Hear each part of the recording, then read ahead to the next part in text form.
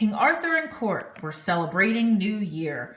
All was festive and light and filled with good cheer, when suddenly a figure burst through the door, looming and broad and imposing for sure. He was green in color, from head to toe. "Who is lord of this court?" he demanded to know. Arthur stepped forward, unafraid and hardy, and bade the Green Knight join in on the party. But he refused the offer, and instead declared he had a game in mind for anyone who dared. His challenger would strike him with his green axe, but in a year and a day he would pay it right back. Sir Gawain, unwilling to let his king bear this burden, volunteered for this sport. His valor was certain. The Green Knight bared his neck as Gawain readied the strike. He brought the axe down in one clean swipe. Off tumbled the head, but to everyone's awe, the Green Knight stood and retrieved it as if nothing happened at all. Before he departed, he reminded Gawain merrily to seek the Green Chapel in 366 days readily. After Halloween the following year, Gawain began his search, though his life he held dear. For there is no place for a knight in King Arthur's court who rescinds his promises and is not stalwart.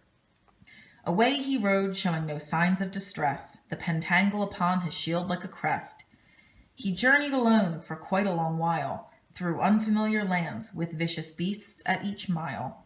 It was not till Christmas that Gawain found respite in a castle belonging to a lord kind and bright.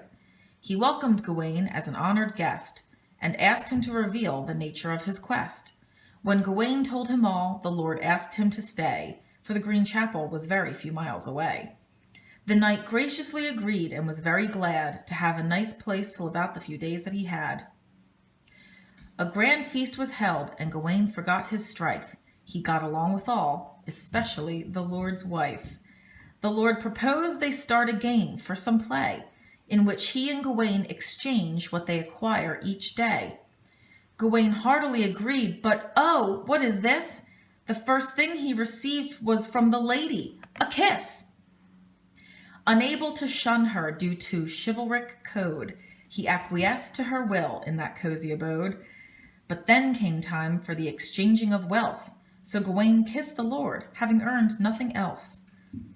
The lord thought this funny, and the two stood and laughed. Then night fell on the land, and that day was past. The next day, the same thing happened anew, but this time the lady's kisses were two. And the following day, 3 kisses she gave, but offered the knight something else he would crave. A green girdle or sash containing such charm, its wearer could never be slain or be harmed. So when it came time to exchange his stash, Sir Gawain broke his knight's code and kept the green sash. Then it was time to take leave of the good lord and lady, meet the Green Knight, and pray the sash ensure safety. He arrived at the chapel to fulfill the deal, and soon the Green Knight appeared with much zeal. Gawain bared his neck, and the knight took stride, but as the axe descended, Gawain dodged aside. The Green Knight rebuked his feeble heart, but Gawain promised that next time he would not start. So the knight swung again, but this time in check, for he gave Sir Gawain only a nick on his neck.